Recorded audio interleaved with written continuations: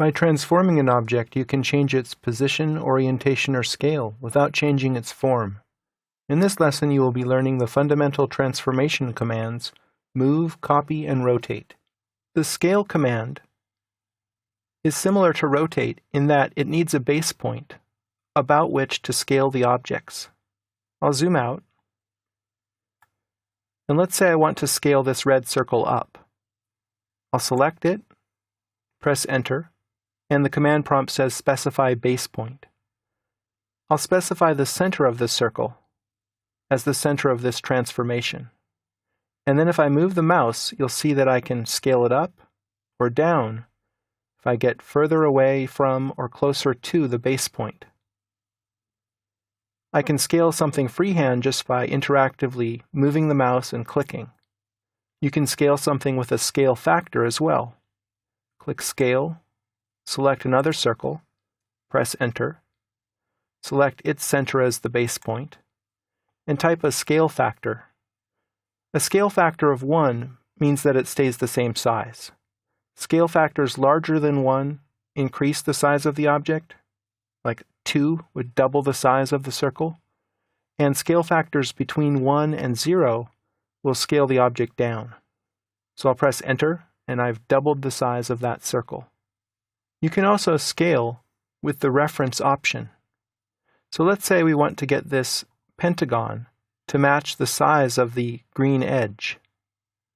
I'll use Scale, select the pentagon, press Enter, select this point as the base point, and then use the reference option.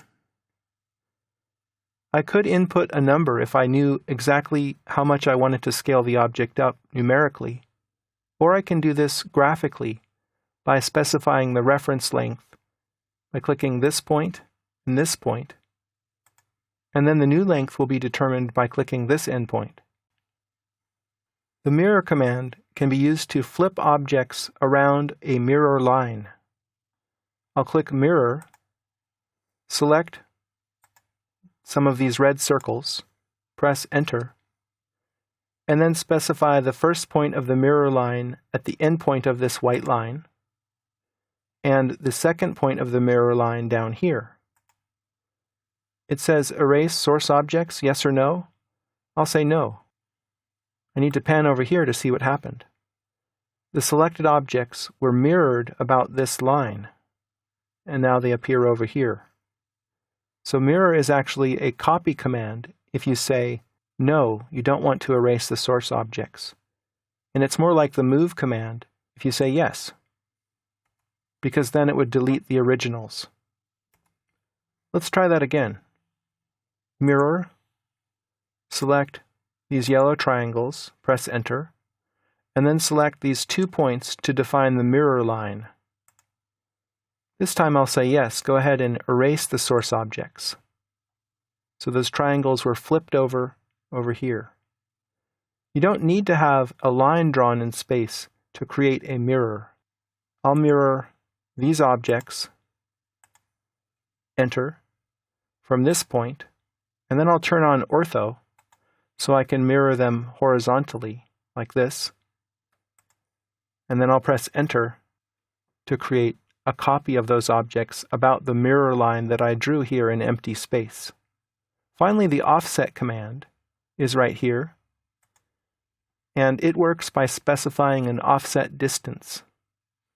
I'll say 1, Enter, then I'll click this line, and if I move the cursor on either side, you get a preview of what's going to happen.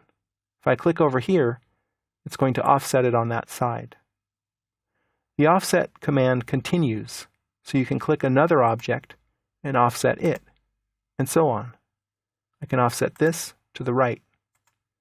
You can also offset polylines and circles, splines, and so on, just by selecting them and clicking outside or inside.